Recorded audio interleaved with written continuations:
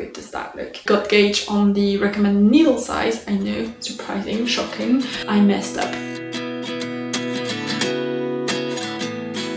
Hi and welcome back to my channel. If you're new here, hi, my name is Mathilde, I'm a French knitter, and if you're not new here, thank you so much for coming back, I really appreciate it. Now, I've been away for 2 weeks, it wasn't really planned, but I actually really needed the break, and so it was really nice to not be filming any videos or editing any videos and really focus on my knitting, which is what I wanted to be doing. What this means is that I haven't filmed a podcast in, I want to say, a month, maybe even a little bit over a month, so I've got quite a few things to share with you.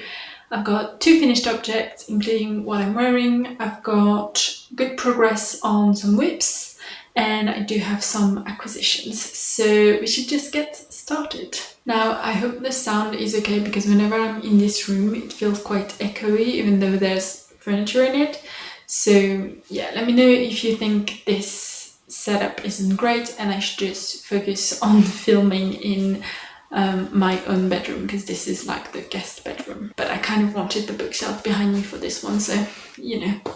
Anyways, let's get straight into it. Let's start by talking about what I'm wearing, which is the test knit that I did for Toksknits, which is called the Olanna Blouse. The yarn was sponsored for this test knit, so I used 2 strands of Isaiah's Self Mohair in the colorway, I won't say 36, but everything will be linked down below in case I mess up while filming. So it's this gorgeous colorway. Absolutely love it. I think it really suits me. And it's a little bit more of a purple undertone compared to some burgundies, but I do really like it. So it's a little bit more cool tone than what I usually go for, but I do still really enjoy it, and I think it suits me, so that's good. This is a gorgeous, I don't remember the name of the construction right now, but I'll put it on the screen. It's not a raglan, apologies for that, but I'll put it on the screen. But it is a gorgeous construction, and it's quite a stockinette easy blouse, but you do have that cable detail running down the v-neck, which is really nice. And maybe in this colorway it's not the most visible, but hopefully with the footage that I've taken or some pictures you can see it. So it's really not that many cables to do, which I think is great when you're either a beginner knitter or you just don't really want to you want like a mindless project. So once you're past the yoke, basically, because the yoke does have German short rows as well as increases to shape the shoulders as well as the neckline, obviously, although that's like done with the cables. Once you're past that, like I think I finished this in a week once I had finished the yoke, or maybe like a week and a couple of days, but like it was really quick. Pretty sure I did each sleeve in like less than 2 days, and I really love the shape of them. And I really like that this blouse is finished with quite a long ribbing compared to other mohair blouses that I've seen before. I think you've got at least 6 centimeters of ribbing, so that's really nice on the body as well. So yeah, it's a really gorgeous construction. The pattern was really clear, there were no issues except some typos that, you know, can happen. So it was a really easy one to make, and I'm really glad to have this in my wardrobe. Now it's already pretty cold where I am, so I haven't been able to wear it a ton. Even right now I'm kind of cold, so I do have my trusty cushion that brings heat. I don't know how to call that, so very glad to have that behind my back. But it's pretty warm when it's not like less than 10 degrees outside, and it's really soft. So it's 2 strands of the Isaiah Self Mohair, and the only other blouse that I made with 2 strands of mohair was using Tilia by Filcolana, and that one is also pretty soft. I think it's comparable, at least to me, but the blouse that I made with that one was the Cumulus blouse, and I had gone up in needle size, and so the fabric was a little bit see-through. So I mean, it still is a little bit see-through, so I'm not wearing it that much because you can really see what I'm wearing underneath, so I do have to wear something like a t-shirt and tank top or something. Whereas with this one, I got gauge on the recommended needle size. I know, surprising, shocking. And so I was able to have the fabric intended for the pattern. And so it's really cozy, fuzzy blouse, which I love, but I know mohair is not for everyone. So maybe you can find a substitute for it.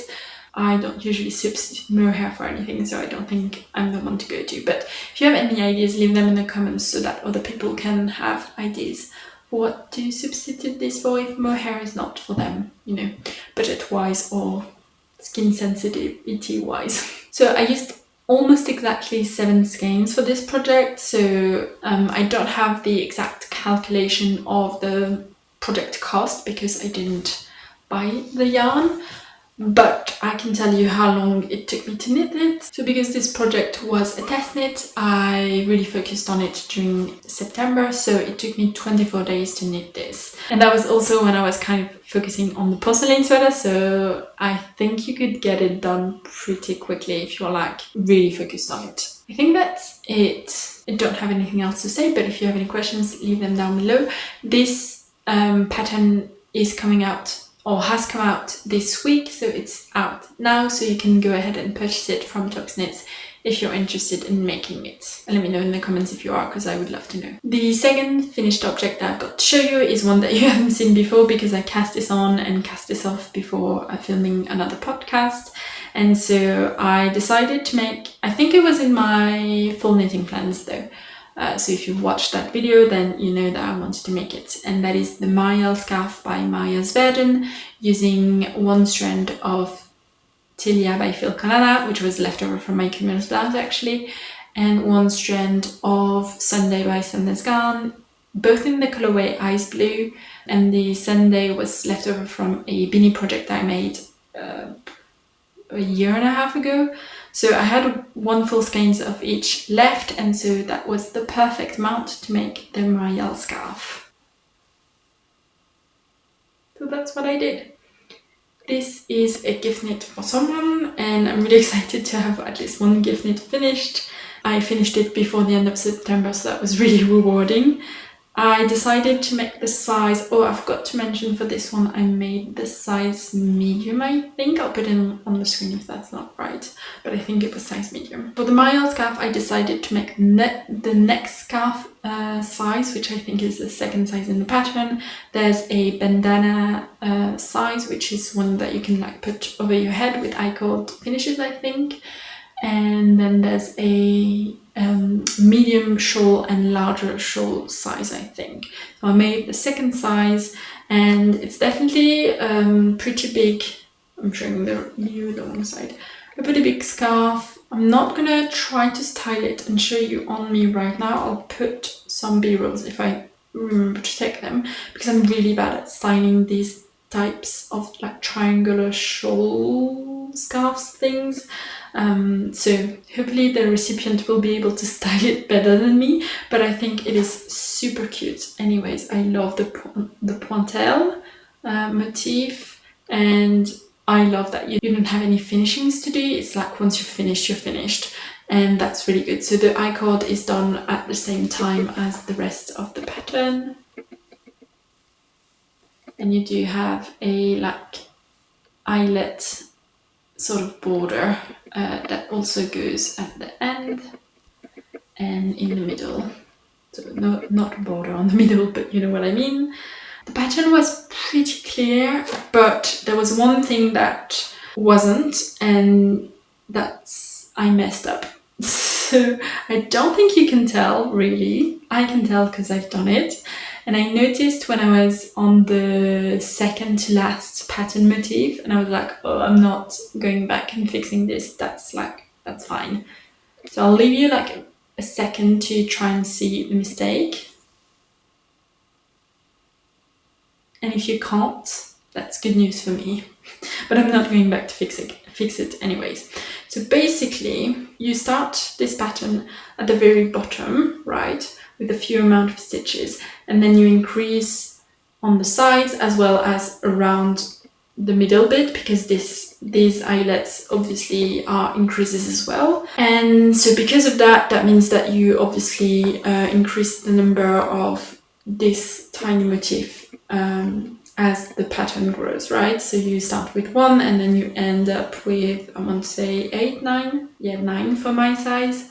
But the one thing that wasn't really mentioned, so you do have a chart to follow, but then once you reach, you know, a certain amount in the pattern, a certain length, it says just repeat this motif, which is fine, but it doesn't say how you're supposed to handle the increases made around this part versus around the end.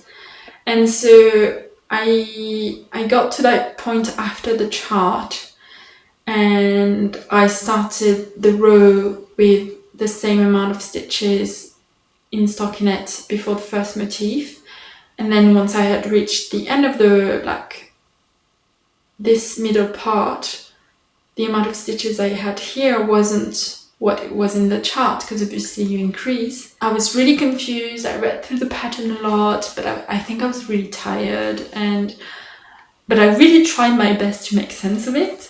And so I ended up doing stockinette, like more stitches of stockinette here, and then following the pattern again here. And so I don't have the same amount of stitches on this middle here than what I do here. And then that means that on this side of the increases, I have more stitches as well than what I have on this side here.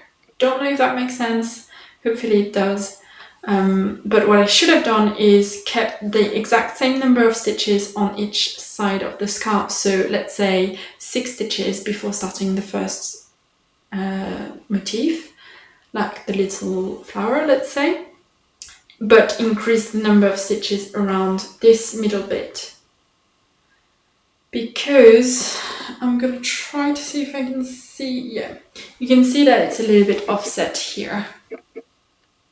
So you can see, hopefully, that the first 3 are a little bit, or the first 4 actually are a little bit offset, and then here and here, they are not on the same row, like you can see here and here.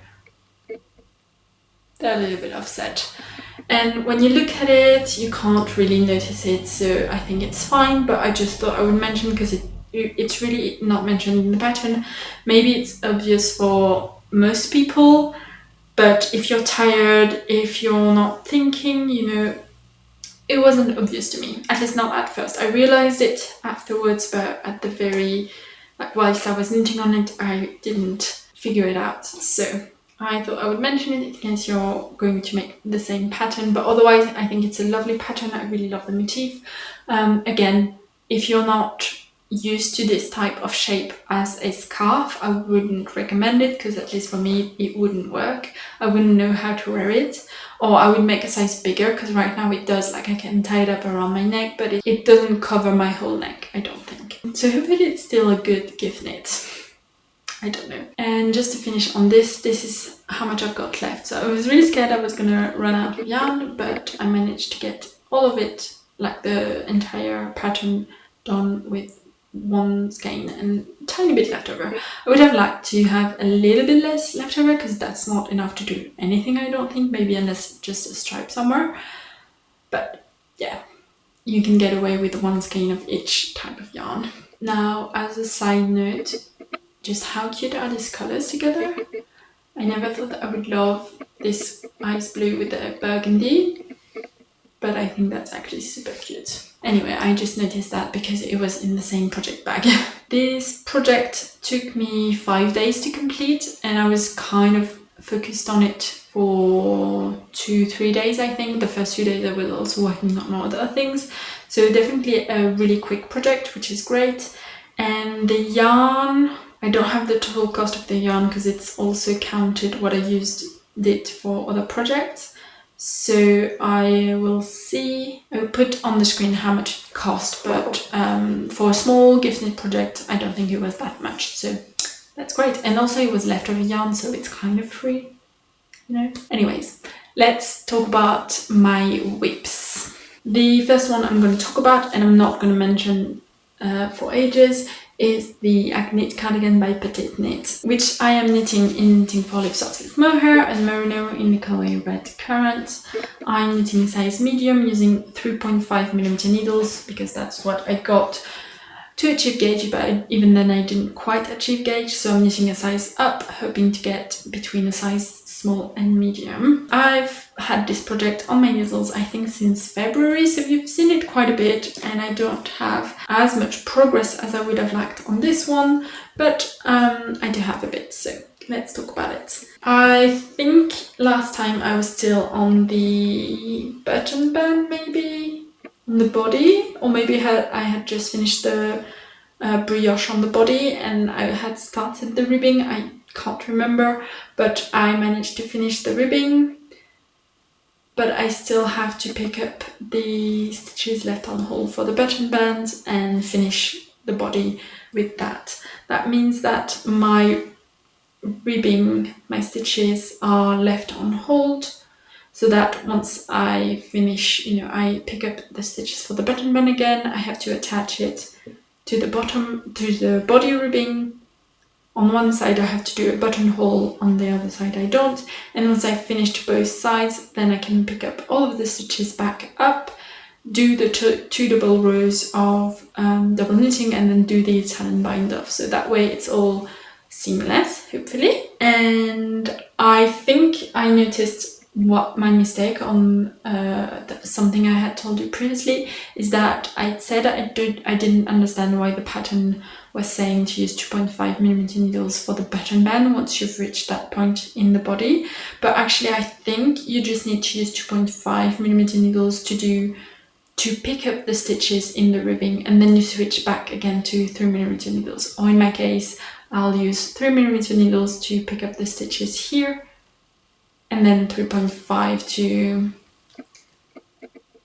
here, and then 3.5 to actually knit the double knitting of the button band. So hopefully that makes sense. Well, actually I think I had the stitch marker here, so I'm guessing that's where I had left you off.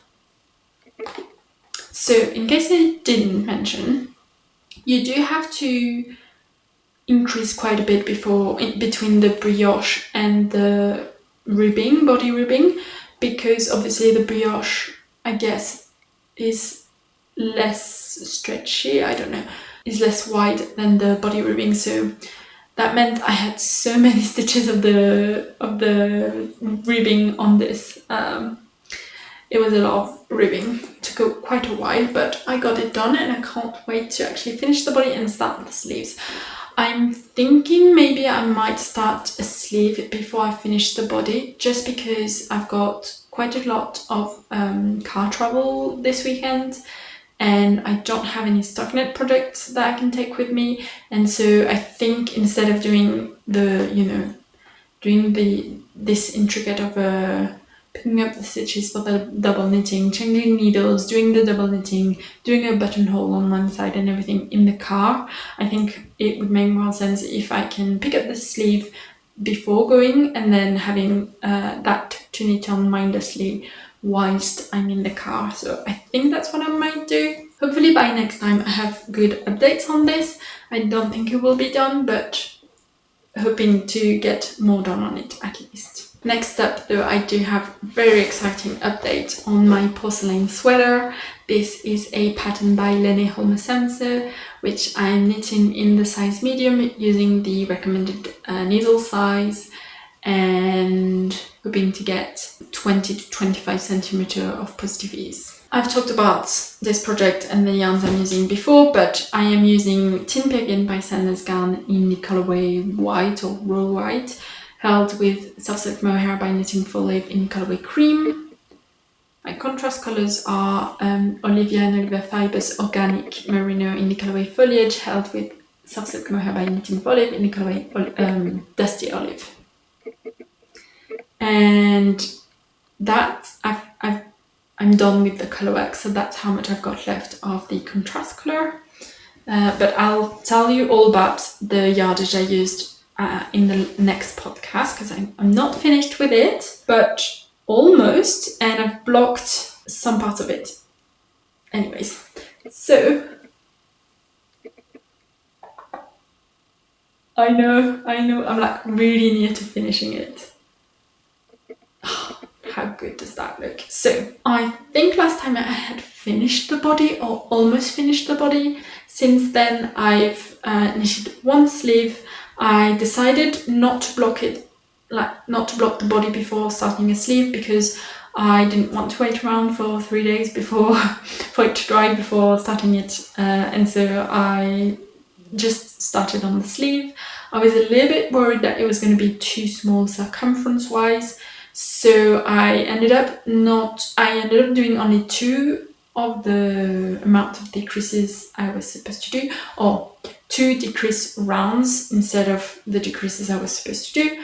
So it's just got 2 decrease rounds around this first motif, and then I didn't do any decreases at all, which I guess you can kind of tell, but I really don't mind. I like a wide sleeves, and I'll try to include some b-rolls of me trying it on pre-blocking the sleeve, and it was really, really tight fitting. I really didn't love that. I was expecting even to have to undo all of it and start over if it wasn't going to bloom in blocking, but thankfully it did. I think it looks absolutely gorgeous. I'm obsessed. The sleeves are a little bit too long, but I really don't mind, and I really like the look of it with like the ribbing rolled up.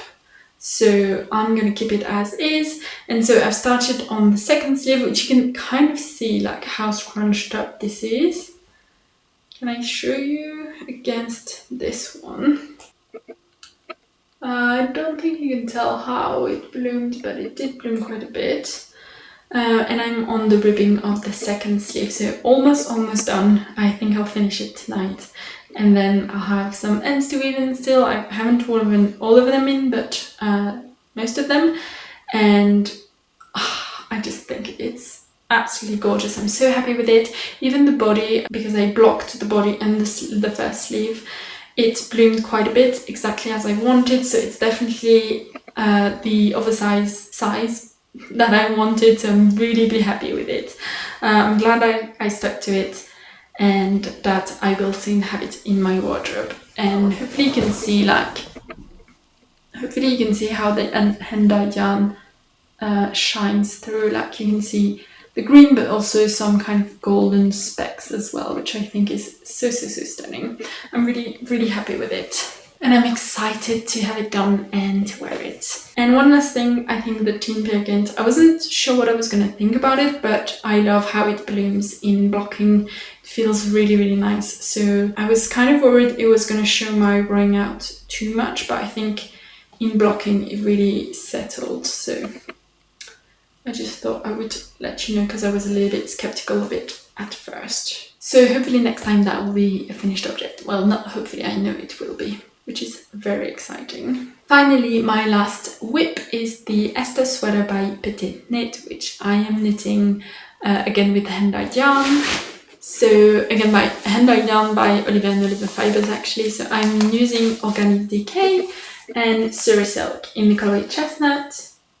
The Organic Decay is 100% non-superwash fine merino, and that's the same thing for the organic merino. And the Surrey Silk is 74% baby Surrey alpaca and 26% mulberry silk, and it is beyond soft. Even like the 2 of them together, it's the best combination. Expensive combination, but I really like it. So I don't have that much progress on it, because as you can tell, I've had other progress on other projects, but I did manage to continue a little bit of the back panel. And hopefully now that my testknit is done and that my porcelain is going to be done, this one is done, hopefully I can focus on this as well as the Agnete Cardigan in the next few weeks to have if I can finish it before November, that would be great, but we'll see. I wanted to mention something a very good friend of mine mentioned to me. She has done the Esther jacket. That's Ali from Supercraftalicious on Instagram, so I highly recommend you following her on Instagram if you're interested. She did the famous book club cardigan modifications for the cable running down the drop shoulder, so you may have heard of her, and she always makes modifications on her pattern, and she's done the Esther jacket. And so when I told her I had started this one, she told me to do something for myself now, so that once I get to the sleeve, it will be easier for me to actually keep up the pattern. So I'll put some pictures of what the pattern looks like in PetiteKnit's version and how it looks on hers, because what she's told me to do allowed her to make the seam, like the faux seam on the shoulder, really more neat. Joins the back panel to the sleeve more neatly, and continues down the sleeve more neatly. So for now I've just put my 2 stitches that form the sort of that motif, like that faux seam, on hold. So you can see I've put it on stitch markers, and I've done the same on the other side once I had finished the increases. That's really important. So I'll let you know what I'm going to do with those 2 stitches once I'm at that point, but I don't think it makes sense to let you know now, but also because it's not clear in my mind quite yet, so I'll have to ask her again about it. But I'm really excited about this project, but I will say the pattern is a bit confusing, and I'm excited to knit in the round because you can get used to the pattern quite quickly, but because you're knitting flat, it's a little bit harder obviously to read your knitting on the wrong side, and especially I think for me, because my yarn is quite fuzzy, you can see that it's not as obvious to see the detail of the pattern, and so it's definitely a little bit confusing to me sometimes to read my pattern on the wrong side. So on the right side I don't have too much problem keeping the pattern right, but sometimes on the wrong side I'm knitting and then I'm oh, let me check. I turn my work to see it on the right side, I'm yeah, okay, that looks good, and then I go back. So it takes a bit of time, but I think this can be gorgeous. I love the color, love the yarn. I'm excited to get more work on it, hopefully. Okay, let me finish quickly because I'm running out of battery on my mic and my camera now. 2 acquisitions that I made this month. I still don't have my knitting foliage order. Don't know if I told you in the last podcast, but the package was lost, and so they're sending it back to me, but some of the yarn that I ordered is not in stock in the color I wanted, so they offered either to reimburse me or give me another color, but I really wanted that colorway and I really wanted that yarn, so I said, can we wait until it's back in stock? They said yes, so I'm still waiting for it to be back in stock before they send me the full order, so I don't have it yet, hopefully soon. But in the meantime I've got Snefnug by Camarasa, which is going to be my first time trying this yarn. This is 55% baby alpaca, 35% organic cotton, and 10% fine merino wool. It's really soft, really squishy, and I got it in the colorway Ascagra 7310. And I think I got 5 skeins to make a Sophie hood as a gift for this upcoming winter season. So I'm really excited to get started on it and to compare it to my own Sophie hood, which I knitted in Eco Cashmere Vintage by Garn, so obviously a little bit more of a luxurious yarn, but I do think this is so soft and feels like it's going to be quite warm. So yeah, I'm excited to cast it on and see. Might be my next cast on, because that could be an easy project to take with me, this weekend on my road trip, but I also want to focus on the Agnete, so I haven't made up my mind yet, we'll see, but it will be cast on quite soon. And I really like the colour, and I'm not a fan of grey usually. But the other very exciting purchase that I made is one that I've mentioned quite a bit this year, and yes, I got myself some Cardiff Cashmere Classic for my Elizabeth blouse. Finally! I've kept it in the box obviously because it just makes sense, but I got it in the Nero colorway, so the black, and oh my god, it is so soft, it is so beautiful. It really makes me want to cast this on. So if you don't know, Classic by Cardigan Cashmere is 100% cashmere yarn, and it is 112 meters for 25 grams. And I'm going to be using this for the Elizabeth blouse by PetiteKnit, which was on my Make 9. I don't know if I'll be able to finish it by the end of the year, but hopefully I can cast this on next month.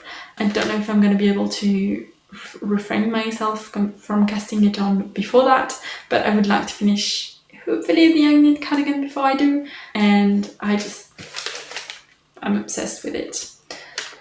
So this was quite an expensive purchase, but it was a gift knit to myself for achieving a personal goal of mine, so I'm really excited to finally have taken the plunge and bought this. So this didn't actually take as long as I thought it would, despite what I've got, so I may have forgotten to tell you some things. If I have, if you have any questions, please let me know down below. As always, I would love to hear what you're currently knitting on or what your next customs are. I can't ask you your opinion on what I should cast on next for this weekend, because I'm going to post this a bit later after that weekend, so you'll see in the next podcast what I ended up casting on. But yeah, I really appreciate you watching, and I hope you're all well, and I'll see you in the next one. Bye!